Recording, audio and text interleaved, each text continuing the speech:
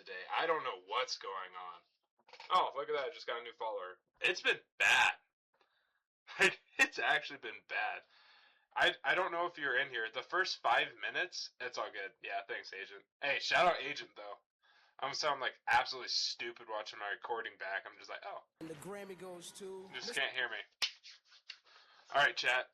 Lock in, lock in. It's White Boy Central time. If you're not a white boy, prepare to be blessed, bro. By the white boy magic. The controversy, Eminem. Do you guys hear it all good? Do you guys hear it all good? Yeah, you guys can hear it all good.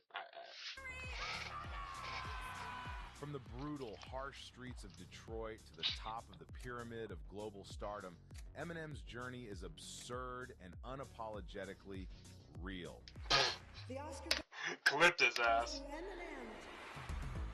His controversial lyrics and the twisted genius of his alter ego, Slim Shady, pushed the boundaries of what rap could be. You was like crazy back then, like real crazy. Slim Shady wasn't just a persona, he was a knife at the heart of societal norms, shocking and enthralling audiences Bro, oh my goodness! They're all Eminems! Around the world. His lyrics are totally socially unacceptable. Amid the chaos of fame, drug abuse, and non-stop controversy, Eminem's art stands as a brutal self-portrait, mirroring his messy life and never-ending quest for authenticity. Yeah, what's up? Hey, you know what time it is? It's time for you to take this one-hit wonder, white trash, F Eminem. Oh, F Eminem. This documentary dives headfirst. Dude, Eminem's so funny. I actually love his music, I'm not gonna lie. I love listening to his music when I work out. Like, it gets me so hyped. Like, I harness my inner white trash, you know? It's a joke. It's a joke. But I love Eminem. Into the circus that is Eminem's life, peeling back the layers to reveal the man behind the myth. I was embarrassed. I was humiliated. Thank you. I cried. You know, I had to make sure that my kids don't hear Is that his mom? it. There's always going to be people that love you and people that hate you. This is the story of Eminem. What's your favorite Eminem song? Probably Till I Collapse, not gonna lie. I know it's kind of basic, but I think, the real Slim Shady's pretty good. Hold up, I may have just sounded like a fake Eminem fan, I'm not even gonna lie. Till I Collapse. Oh, Lose Yourself! Yeah, I'm tripping! Dude, that's such a good song. I feel like Mockingbird's overplayed. I looked it up on the thing, just because I couldn't think on the top of my head. I used to jam out to Godzilla in the shower, dude. It's besides the point, but yeah. Probably Till I Collapse. That's probably my favorite song.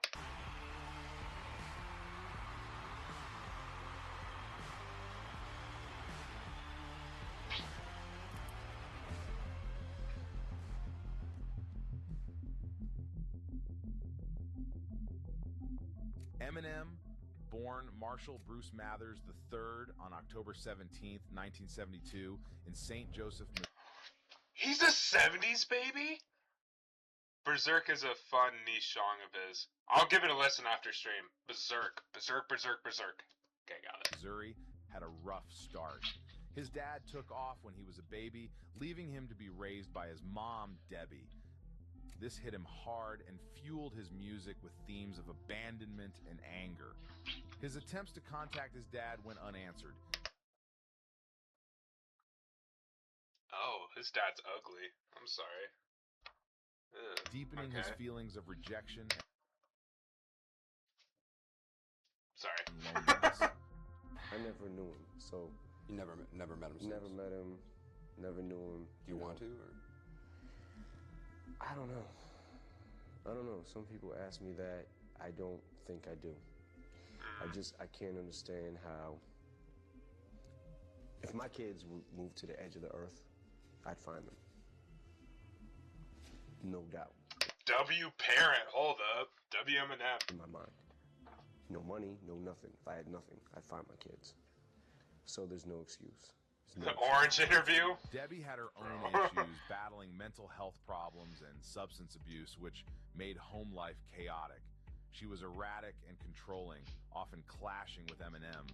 It's reported she had a personality disorder, adding to the instability. She'd even fake illnesses and over-medicate him, making his childhood even more messed up. My teacher played the interview in class when I was in 5th grade. That is crazy. That was running in my head, bro, when you said that. We also played that movie in my Spanish class of... Wasn't Spanish, Global Issues class of freshman year. It was one of my good friends, Austin, when the teacher went away, logged into his Netflix and started playing the interview. Yo, thank you for saying that. That just jogged an elite memory, bro. 5th grade is crazy. What the hell? With his dad gone, his mom's mental health issues, and the tough reality of growing up poor in a rough neighborhood, Eminem became a resilient and determined guy. These early hardships gave him plenty of material for his music, resonating with millions who connected with his early struggles and later victories. This used to be a store called A.O. Price. I used to go up here every day. My mother used to give me $2 for cigarettes. I used to go up to the store, steal the cigarettes, and keep the money for lunch the next day. Before he dropped out in 9th grade, Eminem's mom, Debbie, estimated he had attended 30 different schools. So you had to change schools every couple months? Yeah, I would change schools 2-3 times a year, and that was probably the roughest part. Eminem's school years were rough and unstable. Constant moves meant he attended way too many schools, making it impossible to make friends. There's no way that was Eminem. Oh my holy clipped. There's actually no way. Oh, but that looks nothing like him. Bro, he looks like Pennywise in this picture. Oh, Eminem. Oh, glow up, bro. Holy. Keep up with schoolwork. Apparently you can go from 0 to a complete site in just a single prompt with rich harmony. I don't know if it's possible. Coding meets drag and drop freedom. I mean, we changed schools a lot. Like, we would change school. The longest I had been in a school was like 3 months. By high school, he had repeated 9th grade 3 times due to bad grades and skipping classes. Let me lock in. Bullying and... Bro, looks like Elvis. Yo, his hair... Yo, I see it. I see the hair, bro. The hair does kind of look like Elvis. I don't know about the facial structure, but the hair, I see it. I see the Elvis with the hair. Bro, like, if you just, like, real quick, use your hands, cover the hair, he literally looks like Pennywise in that. That's scary, bro. Interest in school led him to drop out at 17. Yeah, there was a lot of instances that I would get beat up coming home from school. Beat up in the bathroom, beat up in the hallways. Damn. Shoved in the lockers, you know, just for, you know, for the most part, man, you know, just being the new kid. One of the worst incidents happened when he was just 9, when a bully named D'Angelo Bailey beat him up so badly that Eminem ended up in a coma for several days. This attack, which he later described in his song Brain Damage, left a lasting mark. His mom tried to sue the... Coma for 7 days. Damn. That's actually crazy. That's a whole work week, bro. school for not protecting him, but the case was dismissed. This traumatic event only added to his rebellious attitude. Do you remember this? Alright. I don't know much about Eminem like you do, Agent. I'm gonna be honest. I listened to a few of his songs, but I don't... You're definitely like a couple steps above me. And defiance. Eminem's first taste of hip-hop came from his uncle Ronnie, who introduced... The bully tried suing? Hold up. The bully that put Eminem in a coma tried suing?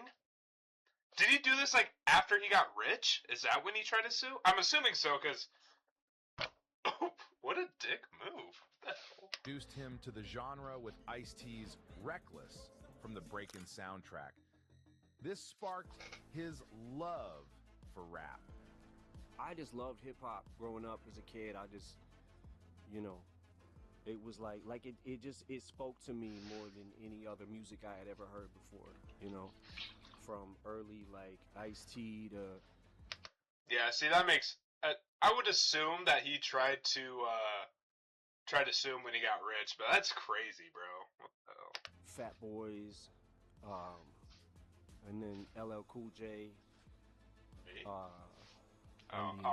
Rappers. In 1991, Ronnie committed suicide, which hit Eminem hard. Ronnie was a father figure to him, making his loss unbearable. Eminem references Ronnie's death in songs like Cleaning Out My Closet and Stan. What makes people from Detroit different? I knew that! Because, like, in our city, there's not a whole lot to do. So people are like, there's not a lot here, you know? We're just starting to get things here, so it's like, you know, there's a lot of tension in the city. Eminem said he would turn on the radio and write songs while his mother was out playing bingo. He began rapping at 14 and adopted the name Eminem from the little chocolate thingy, which would turn into Eminem for fear of being sued.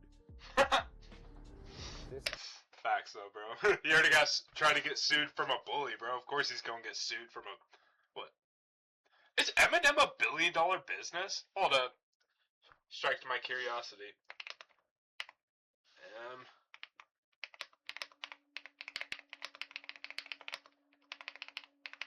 Sorry about that. Yes, $1.2 billion annually. Wow. They are a billion-dollar company. Now I know. I used to sell my tapes, my local tapes up in that store right there, Golden Jet Records right there.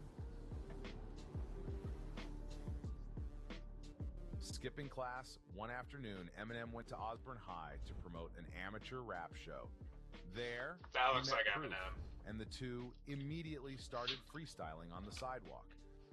This spontaneous rap session marked the beginning of a strong friendship and musical collaboration. One of my longtime friends, Deshaun Holtman, he's a rapper too. His name's Proof. He used to take me up in the lunchroom at Osborne, and like the kids would just like bet money and stuff. Like we used to battle. I used to battle like a lot of kids in the school, a lot of other rappers and stuff. And I used to go up here and pass out flyers for when I used to paint on clothes. Pass out flyers everywhere. I knew his mom took him to court. I knew that. But yeah, I didn't know the bully tried suing him too. That's crazy though. What did his mom try suing him for? Wasn't it, what's the word? Not obstruction of property, I'm tripping. Like obstruction of name, something like that. I don't know much about the legal system or what went on, so sorry, but I'm pretty sure it was something like that. We'll probably find out. And plus, when I used to do talent shows and stuff. Defamation. That's the word I was thinking of. Thank you, Agent. Defamation. Schools, I would come up here and pass out flyers for those too. Rapping offered him an escape, and he developed his Slim Shady alter ego, which gave Eminem the perfect vehicle to plow all his pent-up anger into, unleashing a style and flow that few have ever truly grasped. And I finally found something that, yeah, this kid over here, you know, he may have... Is this stream laggy? It looks kind of laggy. Hold up, let me do this. Yeah, let me get some stuff out of the way. I need you still up. Yuck. Yeah. Alright. Sorry about that. I hate watching laggy streams, so I hate when I stream laggy stuff, so I try my best. I'm actually upgrading some stuff for my PC, so hopefully it's better in like a month. Just give me time. I need money. More chicks. Like, he may have better clothes or whatever, but he can't do this like me. You know what I mean? He can't write what I'm writing right now. And it started to feel like, you know, maybe Marshall's getting a little respect. While working as a cook at Gilbert's Lodge in St. Clair Shores, another bordering suburb, He got deeper into the hip-hop scene, performing at local clubs, traveling to New York for rap contests. Your mic is peak and it reminds me of old YouTube. Dude, thank you. I'm actually getting a newer mic, so I'm sorry it won't remind you as much as old YouTube. But right now my mic is my camera. Honestly, it doesn't sound that bad though. So like I did try my mic and my thing and it was alright, but I like my camera mic too.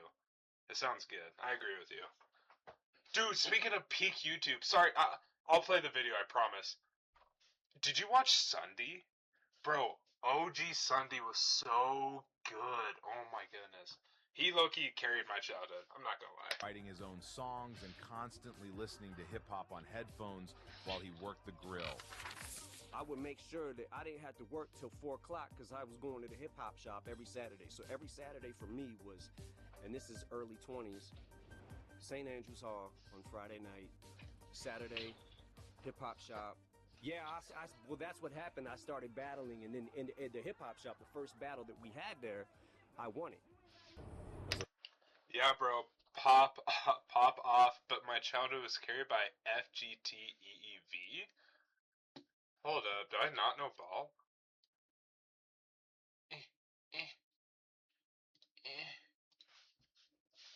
FGTEEV.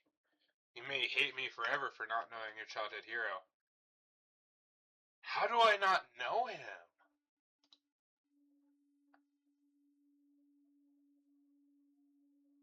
Oh, he has a big family. Damn. Yeah, no. I'm Sulu. I'm watching. What's up, Aubrey? I mean, what's up, Sulu?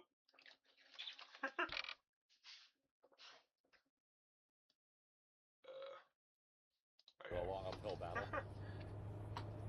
Yeah, it was when I. Yeah, sorry, AJ. I don't know who FGTEEV is.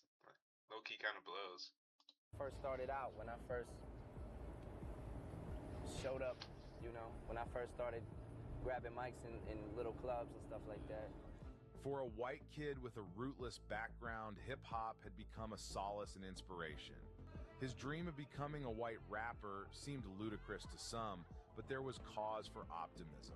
When I started being able to put songs together and I started figuring out well, I might be almost as good as that rapper, you know what I'm saying? So I'm gonna keep going. The Beastie Boys, a clownish former hip-hop / Dude, punk Beastie band Boys from is New so York, good too. had by then scored a major hit with License to Ill, an album that consumed Eminem. And there was also, the fact of the no getting away from fact that I am white, and this is predominantly black music, and people telling me you don't belong, like you're not gonna succeed because you're this color. Definitely the greatest white boy rapper alive. He is the Michael Jordan. If Michael Jordan and LeBron James had a baby, and he was white, and he decided to rap, it would be Eminem. No doubt about it. If you had to choose one music artist to listen to forever, who would you choose? Oh, I'm sorry, I almost died there. I would have to go with my boy Juice WRLD. That's just me personally. He low-key carried everything for me. He got me into loving music. Don't get me wrong, I love music. I don't know much about it, but I still love it. I would definitely just have to watch and listen to Juice WRLD. He has so many hits, you could listen to him forever and not get bored. Damn, I need to blow my nose. And you want to show those people that, that you can.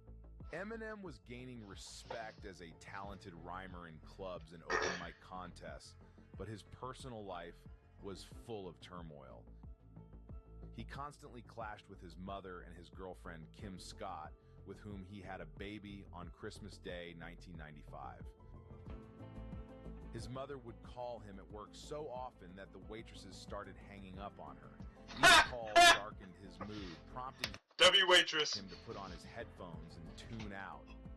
The anger he bottled up came out in his rage-filled lyrics, which he often scribbled down on napkins while working at Gilbert's Lodge. Skipping over his group efforts, let's focus on his solo career. In 1996, he released his first EP, Infinite, on a local Detroit label.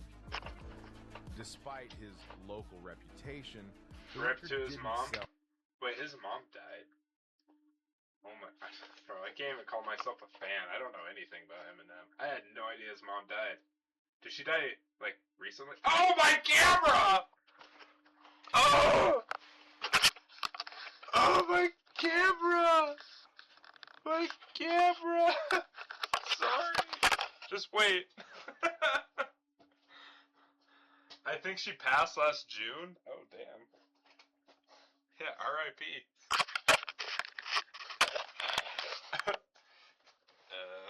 You guys alive? Hello? Yeah, you guys alive there? Sorry about that. You just had a little fall. You just had a little fall. You'll be alright. A little bit lower. Yeah, that looks good. Well, only about 1,000 copies, and he ended up giving many. Bro, I'm sorry. I best not be muted again. Okay, I'm not. I'm not. I was about to rage. But, as we know, this was just the beginning of his story.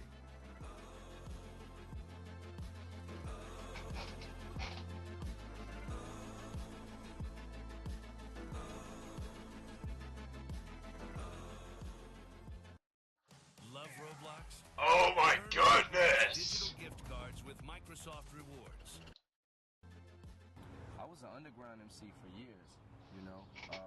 I was doing my thing. I was in a lot of rap contests, you know. In Detroit, I won a lot of contests, a lot of battles in Detroit. Took second place in the Scribble Jam in Cincinnati. Went to LA for the Rap Olympics. Was constantly battling, you know. That was my thing. We are getting scammed with ads, bro. Literally everywhere. That was my... Dude, speaking of old YouTube was so good because it just didn't have, like, an unholy amount of ads. Like, you know when I'm trying to work on something, and I pull up YouTube, hey YouTube, how do I put a clutch fan into my Mustang 2? Well, first you have to watch a Domino's ad! I don't care! I don't care!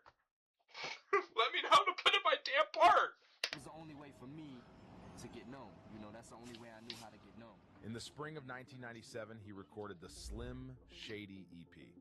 At least the ads are better than Twitch. Yeah, I agree. Because Twitch ads, when I'm watching my boy Queso, a minute-long ad is unholy. Unholy. It should be a scam. I'm glad I'm small enough to where if people do watch me, I think they don't get immediately hit with ads. That is so lovely. I'm so happy. With frequent references to drug use, sexual acts, mental instability, and violence. Also explored the more serious themes of dealing with poverty and marital and family difficulties, and revealed his sadistic, self-deprecating, and violent alter ego. Agent Queso is my goat. I'm watching you and a YouTube vid of his at the same time. My ADHD is at an all-time high. Oh my goodness, Agent, you're my goat. Oh my goodness, I love you, dude. Thank you for that. You have no idea how much that means. I'm just gonna be like flat out honest. I think you're my first reoccurring reoccurring viewer that isn't a family member, a friend, or my sister, family member. W Agent, bro. Slim Shady. At the time, Eminem and Kim Scott were living in a crime-infested neighborhood, with their house getting robbed multiple times.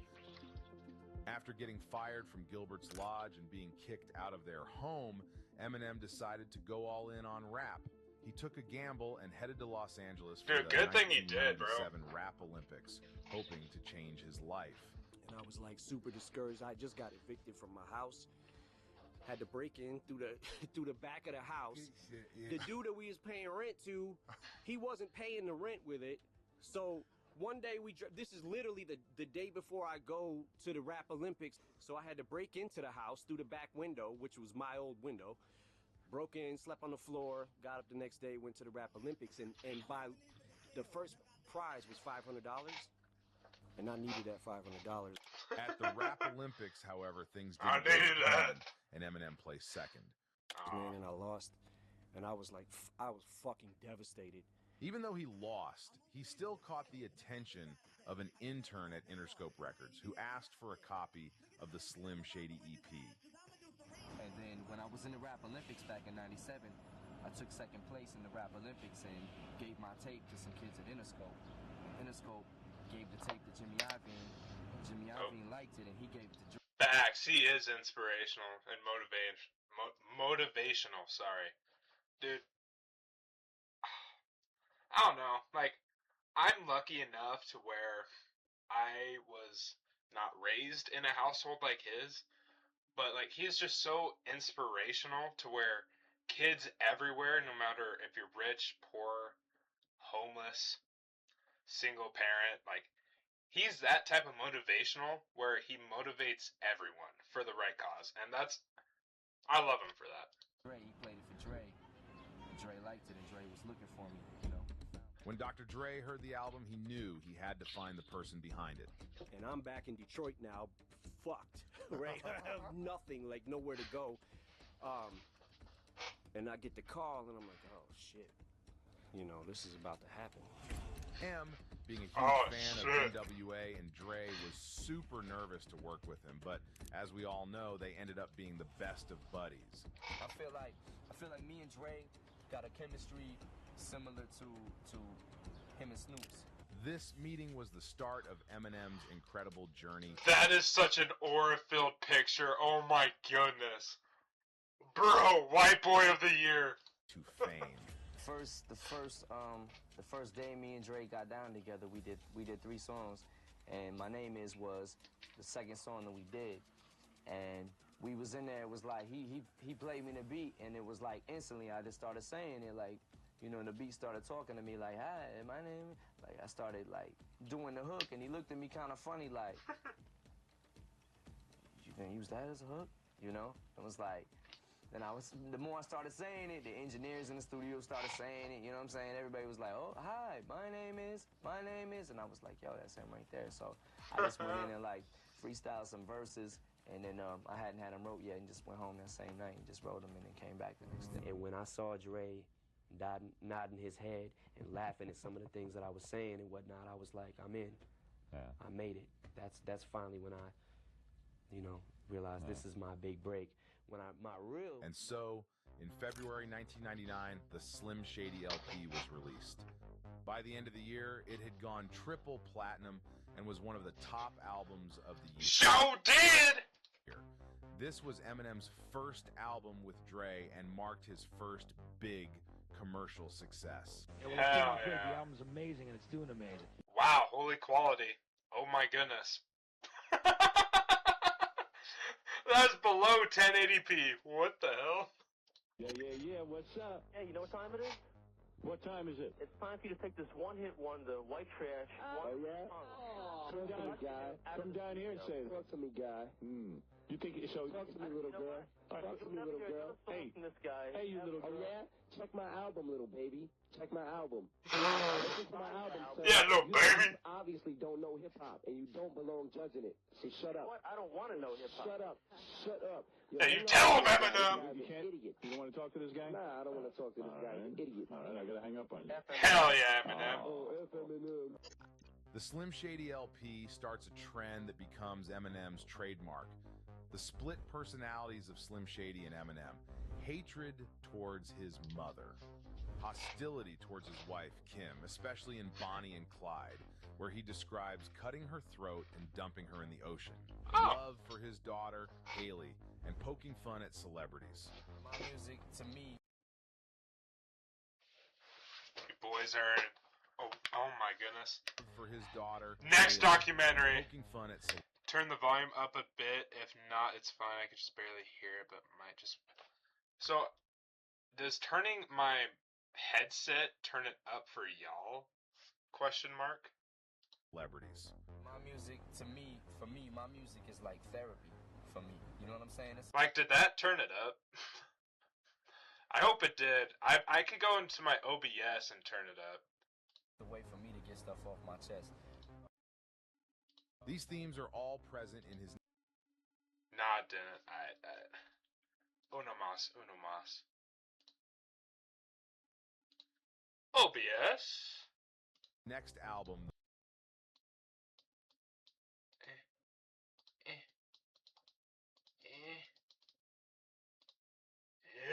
Wait. The Marshall Mathers LP, released a year later. It sold 1.76 million copies in its first week, making it the fastest-selling rap.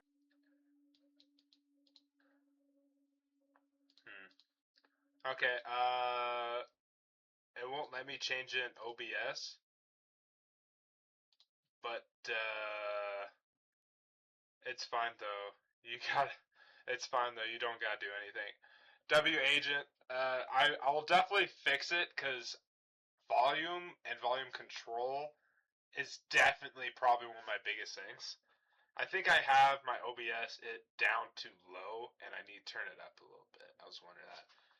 Anyways, thank you, Agent. But to me, Britney Spears, Agent, you may unfollow me, block me. I don't know what you may do.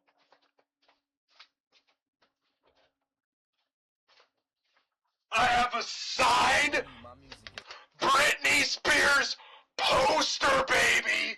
Oh my goodness! Oh my goodness! This is such a story to tell. So my grandpa, rest in peace, sadly died recently. So I was going through a storage unit with my grandma. I found a signed Britney Spears poster!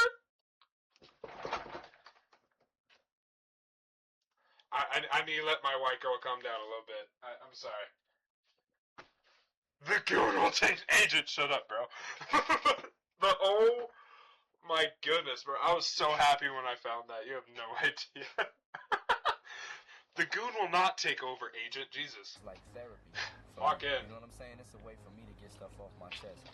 These themes are all present in his next album, the Marshall Mathers LP, released a year later. W album, by the way. 1.76 million copies in its first week, making it the fastest-selling rap album ever.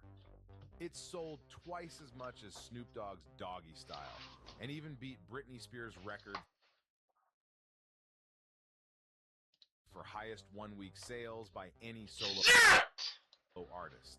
Eminem's record-breaking album, The Marshall Mathers LP, has garnered the rapper 4 Grammy nominations. And as a result, many people are outraged. And the Grammy goes to Mr. Controversy, Eminem. His persona of Slim Shady reaches new heights in The Real Slim Shady, Bars! where his disdain for mainstream... She is kind of bad, though, and she is pretty. I must agree there, Agent. Prime Britney Spears. You know what? Let's just take a pause in the stream. Prime Britney. Yep, there it goes. It's top search bar. That's crazy. I wonder why. Oh my goodness, bro.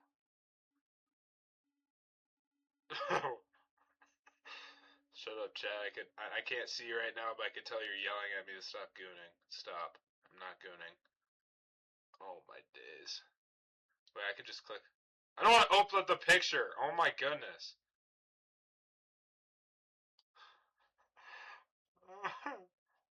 Full screen. Oh, my bad for grammar was typing fast. Yeah, no, that's fine. Oh, bro, prime Britney Spears. Oh my goodness. Oh my goodness. She died in 2007. Alrighty.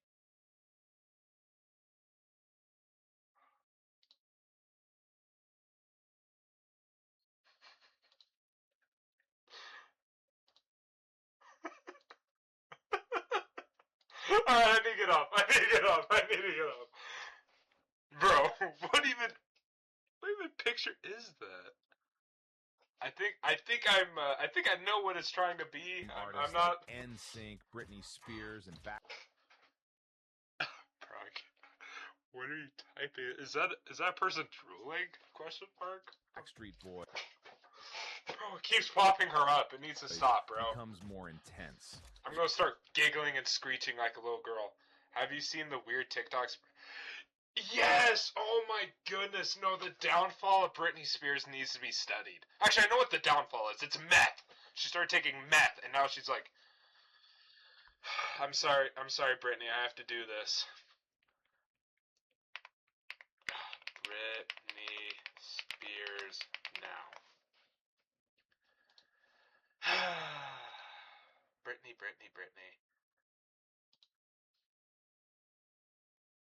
Page 6. Hopefully I don't get doxxed or banned off of Twitch for this. It's not really showing anything. That almost showed something. Uh-oh. Guys, stop that. Damn, oh, Britney, so have you seen the weird yeah, bro. So this is her absolutely methed out, by the way. Britney Spears, like, Hollywood low-key ruined her, and I feel so bad, because she was so good. Like, I still... Bagworthy, battery, lifesaver. Okay, I don't care. Like, I still listen to her music, but, like, the downfall is crazy. You have your boy bands and your Britney Spears and your NSYNCs that want to be role models to kids and things like that, which is cool or whatever, but, you know, that's their business, but back to Eminem. That's not real, and that's not how the world is. I would rather get in front of a camera and not change anything. In Kim, a 6-minute rage fest, Eminem's hatred for his wife is brutally clear, focusing more on screaming and violence. Oh my goodness. Go back. I meant to pause that. I'm sorry. Brutally clear. Focusing. You could tell immediately. Like, if I saw this picture on, like, anyone else's Instagram, I'd be like, damn. That guy hates his girlfriend, bro. Like, there is not an ounce of love. And look how she's grabbing him! Oh my goodness! Oh my gosh. More on screaming and violence than lyricism. Oh, man, still low-key was wrong. That was crazy. That was why, guys? Just why did you watch it? This song is so raw that some parts are censored even in the explicit version. I was embarrassed. I was humiliated. I cried. You know, I had to... Wait, so that's his wife? Is that his wife? Or is that his mom? Because I thought his mom... They low-key look alike. Like, I swear, like, I'm not an idiot. The possessive type everyone wants, but once they get it, they go running. Facts, bro.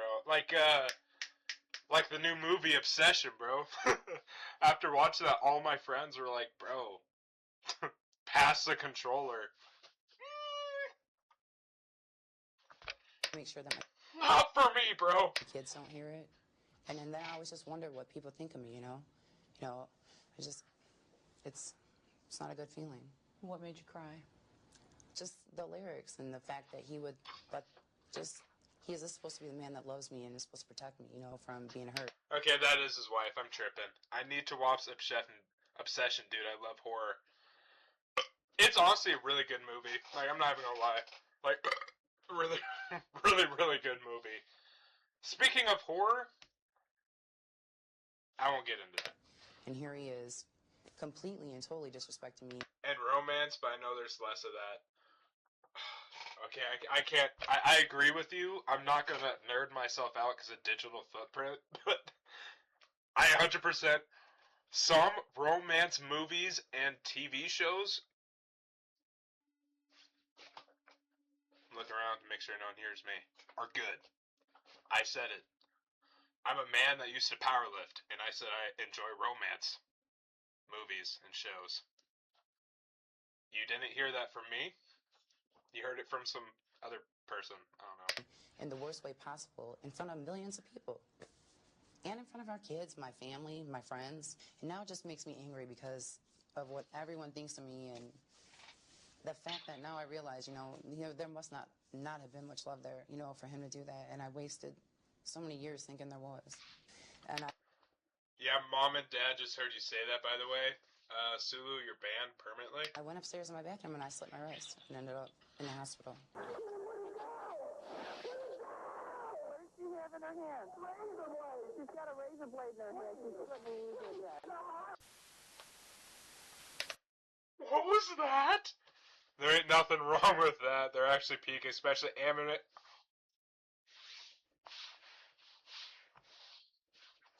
Digital footprint. Can you see it? I'm just gonna let you look at that One Piece thing behind me.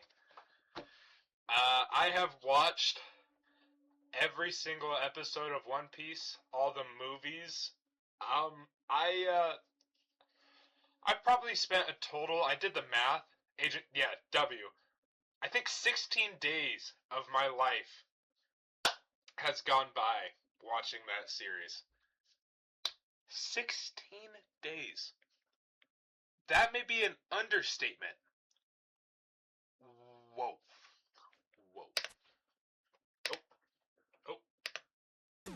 I'm Back shows him sympathizing with the Columbine shooters just a year after the horrific event. You do need to catch up to One Piece. I don't know what episode you're at, but, like, it's low-key a grind. I'm not gonna lie, it's a grind. Is it your favorite, or you have a different favorite anime? It's definitely my favorite. What got me into anime is Dragon Ball. My third favorite... Oh, okay, wait. On topic, we're watching Eminem! Yes, it is my favorite. Light bulb! His new enemy isn't poverty, but the media and public... Watching a One Piece documentary. Oh my goodness. Accusing him of being a bad influence on kids. It was always something dealing with the lyrical content or dealing with me being white, you know? And I was kind of like, you know, what the fuck? This is bullshit to me because, you know, I felt like I was being overlooked as far as like having any talent or anything. I felt like my talent was like secondary and everybody wanted to keep talking about my lyrics, you know? In Kill You, he raps about R-wording his own mother, and Stan delves into the dangerous obsession of his fans. One thing is I agree, Dan to Dan's really good. I saw that in your profile. I was going to ask you that. I am all caught up. I'm not going to hate because it's new gen. I'm not going to hate at all because I watched it and it's really good. I don't know where I was going with this. Yeah, Dan to Dan's a great anime. Favorite is a little odd to me. I'm not going to trash on your opinion because it's your opinion and it's a great anime. The hell? But I just think my dad got me into watching. I read all the... Dang, really? Okay, I was going to say a part, but I didn't want to say it because I didn't want to spoil it. The fact, doesn't Momo forget about all the stuff they had with the main character? I forgot his name, but when they go over to what's his name, Gigi, and like they start dating and have a thing. I think that's why, and like that's why it's like not my favorite because I hate that part. Like I absolutely hate that part. Yes, I cried, bro. Yeah, like why would they do that? Like they built it up, and then I saw a spoiler, and it's like, well, what was the whole point? No, they don't start dating though. Oh, okay. Yeah, don't spoil it for me, but like that's the reason why I was a little like that part like annoyed me so much to where it's not in my like top 10 anymore just because of that part. Another hot take for me, I don't like Naruto. Never really did. I know it's a hot take. I like OG Naruto Shippuden. Didn't really like. Momo's Garden of Love. Okay, that's good. Eminem has no boundaries. A lot of times I say things just to get a rise out of critics and just to get a rise out of people and to make them annoy the world. Yeah. Eminem never wasted time bragging about his sexual prowess, crimes, or money. Instead, he flipped the script, presenting himself as destitute but never pitiable. He made sure you would love to hate him. It just seems like ever since love to hate him bars. Famous blew up, our relationship went downhill from there. You know, he became arrogant and cocky, and everything that he did for me or the kids, he has to be praised for. You know, and you know he's so. That doesn't really sound like Eminem to me, though. I think that's just a straight up lie. Like that just doesn't sound like Eminem. The hell? used to getting so much attention and people praising him for his work that he expects that when he comes home, and it's not the same. I don't look at him like that, you know? In the late 90s and early There's no shot. 2000s, rap was making a hard turn Hell from yeah. glorifying crime to reveling in luxury and party anthems. Eminem's raw, vulgar tirades about murder cut through the emerging trend like a knife. If you're rich, he's dirt poor. If you have a big penis, he's mutilated himself. Why did he say it with such empathy? What was that? Dirt poor. If you have a big penis, he's mutilated himself. If you have a nice house, he will burn it down just to piss you off. His brutally honest chaos set him apart in an era growing soft around the edges. Everybody who I thought I was gonna piss off with this album, I pissed off. Everything everything went according to plan, I guess you could say. Special interest groups took to the streets, holding marches and protests against him. Meanwhile, his lyrics were being read aloud in the U.S. Congress, with many politicians. U.S. Congress? Oh my goodness! I that kind of left me speechless, I'm not gonna lie. I've never heard of a rapper being such a controversial take that it's in the U.S. Congress. What were they even... What? Demanding censorship. For censorship? That's crazy. What the heck? We're not here to make an example at all. We're here to make music and to entertain people. That's it. We're not here to care. You know what I'm saying? We're not here to care about, what somebody who doesn't like us. The Illuminati symbol. That's what they think or what their opinion is of our music. You know what I mean? There's always going to be people that love you and people that hate you. You take the good with the bad, and that's what I do. That's the way to do it. In short, the Marshall Mathers LP became one of rap's most influential albums ever. Slim Shady wasn't just a... Another hot take, sorry for pausing.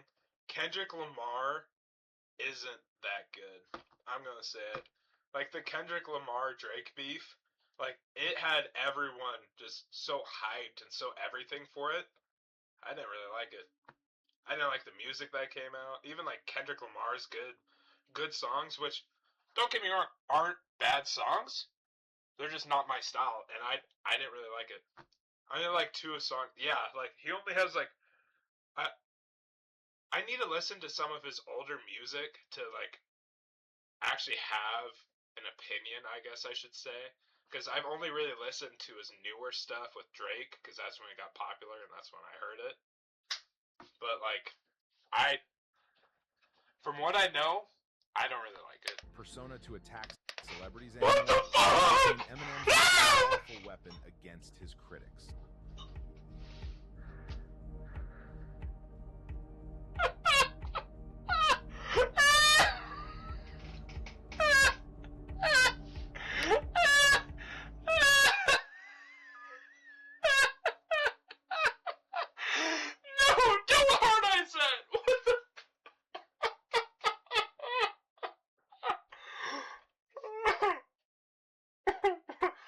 What is this documentary about?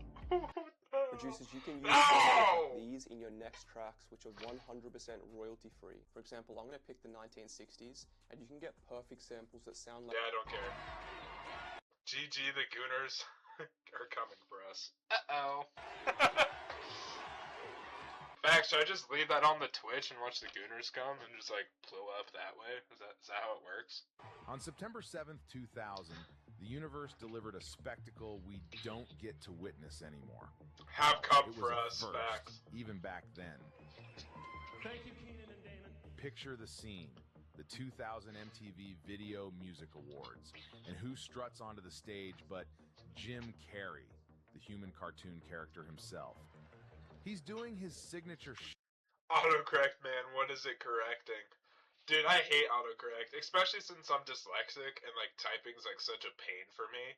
Like, I'll just go typing, and I look at it, I'm like, what the hell? That's not at all what I wanted to type. Shtick, throwing out quirky, rapid-fire jokes like confetti. The crowd's eating it up, right? Listen, Jesus, I don't like what I see. All I ask is that you listen to me. And then, just as his minute of silliness is wrapping up, he drops the bombshell. But I didn't want to be here. Then they told me that I could introduce Eminem. He's there to introduce the real Slim Shady. Hell He's yeah. met with a tidal wave of... I'm sorry, I'll be right back. I need to blow my nose. And when I say right back, I mean I'm going to be like across the room blowing my nose.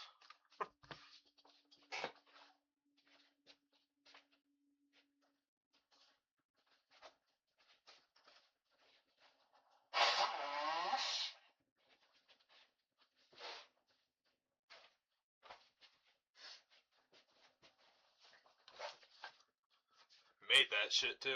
Applause, which, let's be real, is par for the course. But what happens next? Jim Carrey, with that devilish grin, leans into the mic and says, Damn, that took forever. Been waiting several days. Yeah, my bad. I tried to be quick too. Scares me. I've got to be honest. I enjoy his music, but he scares me.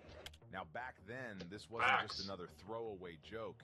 The idea of Eminem being scary wasn't some outlandish stretch. It was a widely held belief. His lyrics are totally socially unacceptable. M was the lyrical boogeyman of the new millennium, spitting verses that sent PTA meetings into a frenzy and had suburban parents clutching their pearls. Ooh, it's Eminem! Jim Carrey was carrying... Yes, he was! Oh my goodness. I just watched a documentary on my own, which, honestly, I should probably go back and watch it on stream, of just, like, comedy movies as a whole, and how they low-key blow now, but back then, and, like, all the good movies back then were just fucking Jim Carrey. I was like, holy goat status, what? Yeah, he did carry. Wasn't just funny. It was an echo of the collective unease. The laughter, that was the nervous chuckle of a society both terrified and mesmerized by the man who dared to rap the unspeakable. Here's what you need to grasp. The level of fame Eminem reached back then is leagues beyond what today's celebrities can fathom. Eminem wasn't just another rapper. He was the architect who dragged underground hip-hop into the bedrooms of suburban white teens. Fast forward to November 8th, 2002. 8 Mile hits theaters and blows up, a critical triumph most musicians turned actors can only dream of. Just 17 days before this cinematic milestone, Eminem drops Lose Yourself. This track didn't just boost absolute bars the movie's success, it crowned the zenith of Eminem's career. No other song in his arsenal has ever reached the same stratospheric acclaim. From its instantly recognizable opening notes to the now iconic Mom's Spaghetti line, Lose Yourself is an anthem for the driven, a modern-day Eye of the Tiger. It's a 5-minute masterclass in the spirit of battle rap, capturing the raw essence of rapping for the pure, unadulterated thrill of it. And let's not forget it bagged him an Oscar, cementing his place as the first hip-hop artist to ever snag that golden statue. And the Oscar goes to... If I had several days to get famous from singing, what would you make a song about? That's hard. Several days to make a song to go famous. Honestly, I don't know. I'd probably do what Lil Dicky did and just make a song that's like so weird. Like Earth. Earth was such like a good... Earth was a song that caught me off guard in a good way, where like everything was funny about it. I think that's what I would try to do. Try to make like a funny song, like how Lil Dicky did it. Another great white boy rapper, by the way. The Oscar goes to Eminem. Maybe not great. Another white boy rapper. Eminem's Lose Yourself isn't just a song. It's a cultural touchstone, an adrenaline shot to the soul of anyone who's ever dared to chase a dream. On May 21st, 2002, Eminem unleashed The Eminem Show. This album I grinded this album. I'm not even gonna lie. I actually love this album from Eminem. It quickly became the fastest-selling album of all time. Show did. Taylor Swift's 1989 dethroned. I am so sorry to all the Taylor Swift fans. I may get hate for saying this. She is terrible. She is terrible. She only has one good song. That's it. One good song. And I forgot the name of it. It's in my White Girl playlist. Let's just see it real quick. White Girl. I don't know what that emoji is. Where is it? Taylor is here. Ew. Agreed. Where is it? Now it looks like You Belong With Me. You Belong With Me is the only good Taylor Swift song, and I'll stand by that till the day I die. Every other song by her is about her breaking up with any of her boyfriends, and I'm sorry. It's about... Many years later. Okay, I'll wait till... Okay, now that she's gone, now we won't be puking. What was I gonna say? She dated boys that were like 17 years old when she was in her mid-20s. And then, like, her songs were all about, like, them not acting like men. They're 17-year-old Hollywood boys. They're not gonna act like them. Like, I'm pretty sure she dated that one guy that turned into a wolf from Twilight. I'm breaking. Honestly, I hope she does. I'm not even gonna lie. I hate the Chiefs. I'm sorry. I'm just bringing up controversial take after mark my words. Yeah, honestly, that should be a Kalshi bet. Today's video is sponsored by Kalshi. No, I'm sorry. Out Me, Super. She probably will though, and make a song about it. Man and Business showcase Eminem in full clown mode, taking shots at politicians, trash talking celebrities, roasting his mom, slut shaming, flaunting his lyrical skills with a smirk. Sometimes these goofy tracks feel like he's just checking boxes. Then there's White America, where he tackles being the biggest voice for white suburban kids. Say Goodbye to Hollywood explores the toll of fame, and Till I Collapse is a gritty anthem about his indispensable role in hip-hop. But Till I Collapse is so good. The Eminem Show, rewind to June 2000. Eminem, still with Kim, catches her making out with another guy outside a Detroit bar. Never one to back down, he pistol whips the dude and earns his first felony charge of the year. The second charge comes after a... What? Is that real? Did he actually pistol whip someone / kill someone? What? Brawl with the insane clown posse. These charges threaten to put 28-year-old... Death of Some Shady album. Is that the newest one? If it is, then yes. Marshall Me and my best friend listened to it in our shop / garage. Others in jail. It was alright. That's all I have to say about it, because I don't know much about it. I only heard it once. Usually I like to listen to an album a couple times, and then I make an opinion. I need to listen to it more. The threat of prison was a wake-up call. He ditched booze and pills, Did you like it? His angst into his music. Well, let's see. For the past 2 years, I put out a fucking album. I got arrested. I got divorced. I got fucking arrested. Some of the songs made... Really? The concept of the album is it really that good? I mean, like, I knew there's definitely a story aspect to that album. Dang. I'm definitely gonna have to give it a re-listen, bro. My life on blast. Sing for the Moment, sampling Aerosmith's Dream On, argues that his positive changes are... It is a banger, I agree. Houdini's so good. Vivid pictures of kids growing up in rough circumstances, using his music as a lifeline. In Haley's song, he sings about the fear of losing his daughter, delving into his messy divorce with Kim, and prioritizing his love for Haley. Cleaning Out My Closet is where he tears into the media and his mother. The Eminem Show is the work of a man standing at the edge of the abyss, staring down his fears and channeling his pain. I think that's why I love this album so much, is because it's It's honestly, it's his whole story, and when he was going through the darkest part of his life, and he just rapped. He just rapped about it. I think that's why I like it so much. Into pure, unadulterated art. To be original and to let people know that I have nothing to hide, and in doing that, maybe put a little too much of my personal life out there. So now it's like, fuck it, I can't stop now. I might as well, whatever. It's writing about what I know, and yeah, I guess now it's really opening the curtains, and like the show is really begun.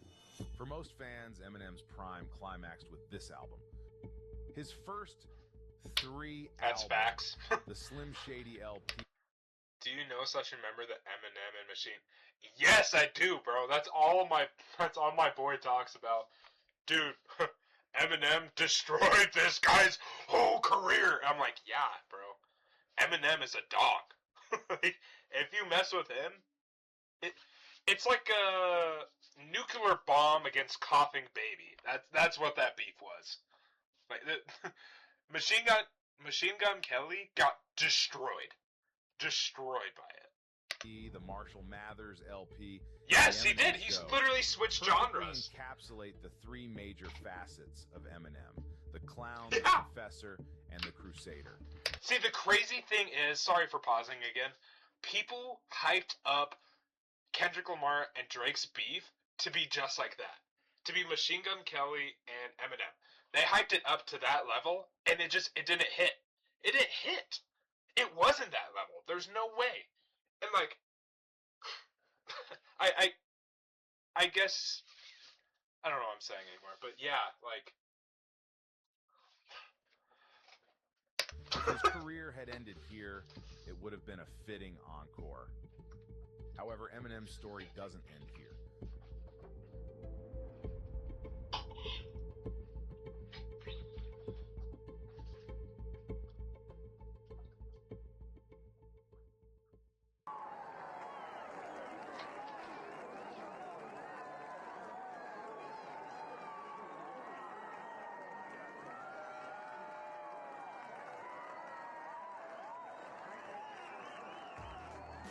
At this point, Eminem is still perched high atop his empire, either obliterating careers with his diss tracks or rocketing rappers to stardom with his endorsement. What was that? I learned to sing the fast part of Rap God on Godzilla was kind of crazy. Cap, there's no way. Really? What will I get? I can't play it on stream. That is so fast. That is, if that is true, which I'm assuming it is true, that is such, like, you should be, like, proud of yourself for that. That is crazy. Oh my goodness. I struggle with rap songs like that, because everyone loves singing and music. Hello? But, like, songs like that, I can't. I can't. His presence in the rap game is You should be proud of that, low-key. High-key, you should be proud of that. Unpredictable, devastating, and impossible to ignore. Girl, you was like crazy back then, like real crazy. He also lit up. Wow, you grinded that. Oh my goodness. If you sing it in different speeds every time, you'll get it eventually.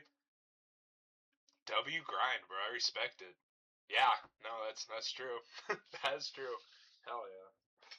Dr. Dre's legendary album 2001 with the iconic Forgot About Dre. But Eminem wasn't just a solo act. He was also part of D12. Oh my goodness. Misfits that included Bizarre, Conniver, Swifty, Con Artist, and his ultimate hype man, Proof. D12 is so good, bro. They dropped 2 albums, Devil's Night and D12 World, both of which showcase some of Eminem's most unhinged verses. I kind of, like I said, I kind of went back to the concept that the original D12 concept, you know, Proof, his idea of just like, we need to just talk about the most bizarre, off-the-wall, ridiculous shit that we can think of and say it. Today, D12 is a shadow of its former self, now missing both Eminem and the late Proof. We are geeking out to this one. That binded us all together, right? He did so much shit behind the scenes that I didn't even realize, and did things to keep us a group and to Nerding out, yeah. I probably shouldn't guess that. I don't know why. We are nerding out, bro. motivate us. It was his baby, man. You know, it was his idea. You know, he orchestrated it. He made sure he kept everybody in line.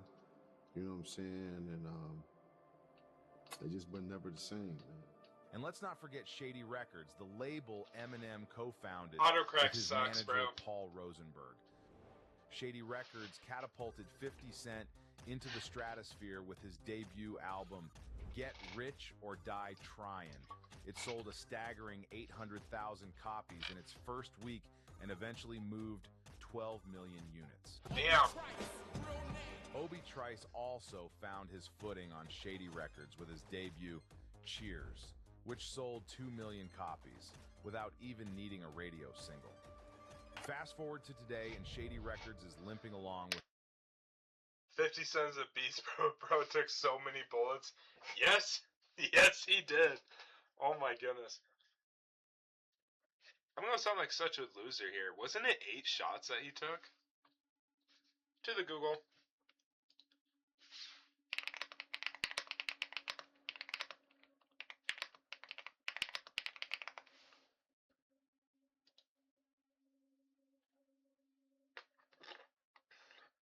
He was shot 9 times? Oh my goodness. 9 times is actually crazy. What the hell? a roster of semi-unknown artists. But back then, for 4 straight years, Eminem and his label dominated. How did he survive 9 shots? Wait, like, my brain's, like, actually processing it now. What? Pop culture. But then things started to change. Drugs got the best of him, and his music started to sound He's built like different. bad hangover. So is. Yes, he is. Addict, so I was kind of the worst, an addict of the worst kind. So nobody really knew what was going on. I think just people around me saw like something ain't right. The climax of this decline was Eminem's 4th solo album, Encore, released in November 2004. Sure, it sold 21 million copies and went 5-time platinum because, well, it's Eminem in 2004. But let's call a spade, the album was a dud. The lead single, Just Lose Really? They're calling this a dud? It was a tepid mess, and the rest of the tracks followed suit. For the first time, an Eminem album didn't snag the Grammy for Best Rap Album, and rightly so. It was a far cry from his best work. I may have to listen to that a couple times, bro. I thought, because I remember that album, I thought it wasn't bad. Then came the collapse. After a 2005 performance in Detroit, Eminem pulled the plug on his European tour dates and checked himself into rehab. Good for him. Bro, I wish Juice WRLD did that, bro. Oh my goodness. You know, I wasn't really ready, right, to get clean. I know the other people around me were ready for me to get clean, but I wasn't ready for, I wasn't ready myself. So, I think I stayed in rehab for maybe a total of 2 weeks, and checked myself out. And I think I was convinced at that time, like, I'm not an addict. I even had trouble, like, saying it in group meetings and shit like that. Like, pretty much when I got home from rehab, I started taking Vicodin, maybe like a week later, if even that. And, damn. One drug leads to another. The next 5 years were a wasteland. He nearly kicked the bucket after overdosing on methadone, collapsing in his bathroom, and being whisked away to the hospital just in the nick of time. He was told he was hours from death. Had a near-death experience where I literally almost died, and then came out the hospital in about a month. Off topic, but puberty hasn't hit my damn voice yet, bro. I sound 14 where I'm like in my early 20s. How? How is puberty not kicked in for you? What? You may be cooked, bro. I'm not even gonna lie. You may be cooked. A month later. Like, how high are we talking? Like, album Chickmunks, like, you sound like an 8-year-old. You sound 14, but, like, Chipmunks, Fortnite Kid, me, I feel like I'm kind of in between, and, like, I don't know, who has a deep voice? Someone on the radio. Relapsed again. You may be cooked, bro. I'm not even gonna lie. And that's how I knew, like, this is a disease. In that period, he ballooned in weight and was popping 20 pills of... I'm a late bloomer. Man, doctor says it might be a year before my voice is... Wow. Damn. That actually sucks, bro. I'm not even gonna lie. Hey, we get through it. We get through it. One more year, Agent. One more year. And then we're all good. Vicodin and Valium a day. Shady Records' 2006 compilation album, Eminem Presents the Re-Up, flopped, and Obi Trice's Second Rounds on Me so good. Barely made a blip on the charts. What? Am I tripping? Oh my goodness. Eminem's drug spiral hit rock bottom on April 11th, 2006, when his best friend and ultimate hype man, Proof, was gunned down in a Detroit nightclub. This was the final blow that knocked him flat. I mean, I think that... I even look young. Every bar I go to, they say I can't come through. They think I... Oh my god, that's terrible! Oh my goodness! And then your voice doesn't help with it either. Hey, I bet you hear this from everyone, but I'm gonna sound like an old man real quick. When you're like 40, bro, you're gonna look in your 20s. When you're 60, you're gonna look like late 30s. So, like, it's a blessing, but a curse. Like, I feel like, I don't know. For me, I feel like I'm right in the middle to where I'm just normal. But, oh, Karate Kid. Look at Karate Kid, bro. That dude, how old was he in the Karate Kid movie? Do the Google.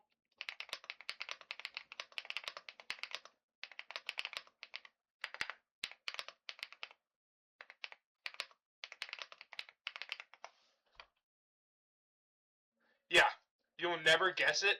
He was 22 in the original Karate Kid movie. 22. And he looks 16. Buddy, he's like late 60s now, and he looks 40. What? Just, in like 40 years, he'll be okay with it. Bro, God, I sound so old. Oh it my was a goodness. problem when I went to rehab in 2005. And it doesn't help that I said I like mowing lawns either. I came out, and I wasn't really taking rehab serious. And I came out, I relapsed, and then, you know, the Proof thing happened, and then I kind of just went way overboard. Yeah, I just kind of lost it. For a while, it seemed like Slim Shady had hung up his mic for good. He couldn't even muster the strength to get out of bed. To the world, it looked like Eminem was down for the count, retired in the most tragic way. You know, I had a pretty bad case of the writer's block. I mean, not writer's block in the sense that I couldn't write anything, but writer's block in the sense of everything that I was writing was, you know, for me, I felt like it was just not up to par. So imagine the collective jaw drop when in May of 2009, Eminem dropped Relapse. The album sold 7.5 million copies, a testament to the lingering power of his name. You know, I actually made a call to... I don't think I've listened to the album. Ray, like, yo, homie, I think I might be coming out this writer's block, because I started writing songs in my head, and I had no beats to them. Right. And he was like, all right, that's what I want to hear. So we went there and just clicked, and then ever since then, like, that's how the Relapse concept came about. The Relapse record, like, or all the records started being recorded was that particular trip. I think we did between 8-10 songs, something like that. Okay. And once that happened, it was, you know, the ball was rolling, and then 2 albums came out of it. But something was different. His voice, once charged with a compelling, raspy undertone, had lost its edge. The rhymes felt simpler, and his attempts to push boundaries with shock tactics came off as hollow and insincere. Bro, he just got old. Like, even his music now, like, they're not necessarily bad, but he just got old. Like, I don't know what to say. Like, his younger songs when he was first rapping were so good. And, like, they kind of just slowly went down. All the rap I hear now is heavy autotune. Yeah, that's true. Heavy I don't like new rap, like, at all. Like, right now I'm in the phase of listening to, like, old rock or older rock. Oh, I don't even know if you would call it rock. Like Green Day, Blink-182. I love those bands, bro. I've been spamming them. Offspring. But yeah, no. Eminem, he just got old. Dear, worsened by an awful fake accent. Yeah. Relapse is something that I looked at in a couple of years, went back to and cringed at. I was like, oh, Jesus Christ, I didn't even realize I was doing that many accents. The only new rap I kind of vibe with is, I don't know how to say that, BBNO. I'll give that a listen to off stream. That and the niche Eminem song you were talking about, I'll listen to that off stream. I don't think I may have heard him, I need to listen to him first. Started, for whatever reason, I just got into it and was just like, started on this weird serial killer vibe kind of thing. Yeah. And started wanting to talk crazy and started bending words more. And the only way you can bend them is with this accent, trying to use this one. Like, there were glimmers of the old Eminem, like in Beautiful, which inspired listeners to embrace who they are, and Deja Vu, which delved into his drug spiral. But the magic wasn't there. The raw, captivating energy of his earlier work had dulled. A year later, in June 2010, Eminem dropped Recovery. The album sold 15 million copies. I like this album. I liked it. I'm not gonna lie. Shattered digital sales records and spent 27 weeks in the top 10 of the Billboard 200. I guess with every record, I try to at least do something a little different than I did from the last record that I just wrote. Recovery wasn't perfect, but marked a shift. For the first time, the lead Dude, oh my single goodness. wasn't I didn't even think of that. It was a shift. Thanks, YouTube. goofy, Slim Shady track. Instead, Eminem tapped into raw emotion and aggression. Not Afraid was a heartfelt thank you to his fans. Spacebound and Love the Way You Lie explored broken relationships. Going Through Changes detailed his battle with drug addiction, and You're Never Over was a tribute to his fallen friend, Proof. For die-hard fans of his early work, Recovery was a letdown, but it undeniably signaled recovery. Kids don't do drugs. Eminem regained... Is it me, or do you sing out loud at night, like midnight? My sleep schedule's kind of fried. Dude, I sing out loud no matter the time. Like, I've been listening to a lot of 21 Savage. Well, I listen to a lot of stuff, obviously. That's why I'm streaming a whole bunch of rap stuff and music stuff. But I don't care. I sing whenever I want. My voice? It ain't it. Do I care? Fuck no, bro. Oh my goodness. But yeah, no, I catch myself not so much singing, but replaying stuff in my head, and I just can't sleep. It's bad. Respect and his place at the top of the rap game. Fast forward to November 5th, 2013, when Eminem released Marshall Mathers LP2, selling 3.9 million copies. The internet went wild when he dyed his hair blonde again, hearkening back to his early days. Bro, I used to be in choir too, don't even fret. Dude, I was also thinking that a couple days ago. I was like, it was in middle school. I was in choir. I did up till 7th grade, and then I stopped because I focused more on my sports and athletics. That's the time I kind of switched over to football, which I know you can't see them, but I have football stuff and whatever. That's in the past. But yeah, no, like I was in choir too, and I get the being like self-conscious about it. Just with me personally, I don't care. That's just me. Like that's how I go through life. Like I don't care what people think about me. Like I've had so many people teasing me and making fun of me for doing this. And like I'm just doing this for fun. I'm having a blast with it. I talk to people on my social media, my YouTube, my TikTok. It's fun. So I remember doing choir because I was a bum and didn't want to learn. Oh my goodness, you just spoke absolute bars there. So I wanted to learn the violin when I was younger. And I started doing research on it, and it was like, one of the hardest things you could learn is a violin. hell no, I ain't doing that in 7th, 6th grade. So I did choir. The album didn't match the commercial success of Recovery, but received more critical acclaim, partly due to producer Rick Rubin. Some singles fell flat, but Rap God stood out, reestablishing Eminem as a top lyricist. The album explores deeper, introspective themes while revisiting the raw aggression of the original. Bad Guy continues the story of Stan, and Headlights offers a heartfelt apology to his mom, showing maturity and depth. Most tracks are strong despite some subpar hooks. However, the album isn't perfect. He has since dropped other albums collecting mixed reviews, and at the time of this video, he has also released Houdini. It's a classic M track with Dre on production and images of an old, slim, blonde hair and a carefree attitude. The song has received a lot of attention, debuting at #1 and racking up millions of streams and views on social media and streaming services. The sampling stands out as one of the song's strongest elements. I remember watching this for the first time. Was it really that good? Dude, I'm gonna have to do my research again / listening to it. I didn't think it was that good. I may just be tripping. Dre chose well, finding a track that meshes perfectly with the song's feel, creating a cohesive and engaging soundscape. This decision adds a layer of nostalgia and familiarity that hooks listeners. Eminem's lyrics, however, tell a different story. It's nice that he's bringing his alter ego back, but it felt kind of mid compared to his early Slim Shady. Okay. Yeah, that's kind of what I was saying. Kind of mid.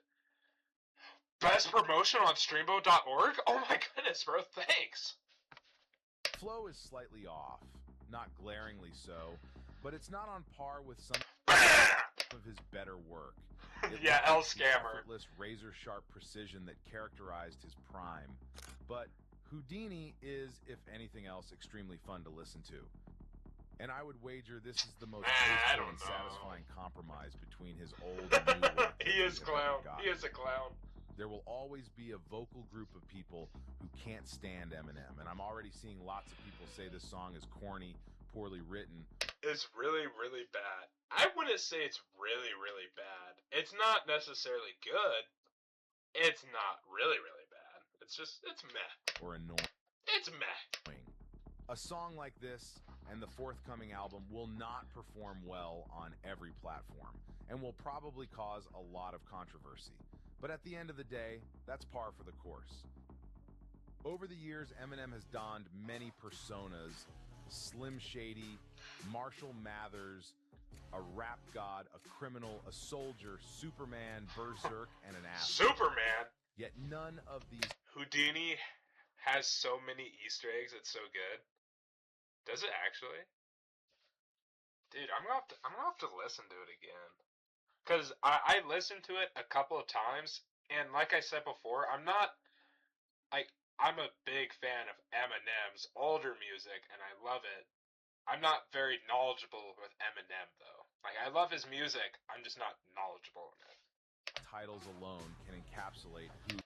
Okay, I know about the modern media part. That I do know! That I do know! Who he truly is. The essence of Eminem lies in the amalgamation of all these identities, constantly striving to find a balance between them.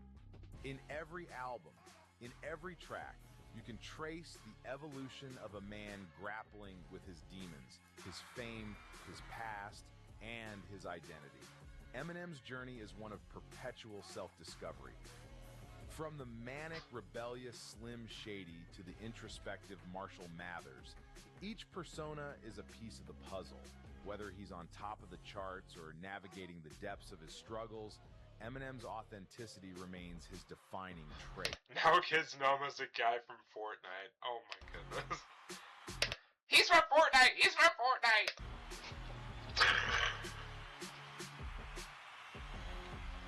W video, where's my mouse? As always, check out Adjustment Day. Whoa, he's kind of up there, bro. 104k subs. Bro, that ain't nothing, bro. I literally got 69, bro. Get out of here. He is 16 years sober. Oh, WM. Oh my goodness, WM. Yeah, but W stream, boys. W stream. Sadly, I have to get off, and I'm editing a video right now, actually, so that's fun. But W stream, thank you all for joining. If you did join, if you're watching this later, thank you for watching. I love you all. I love you all.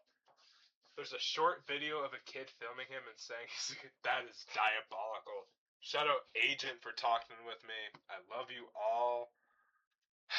See you tomorrow. See you, Agent.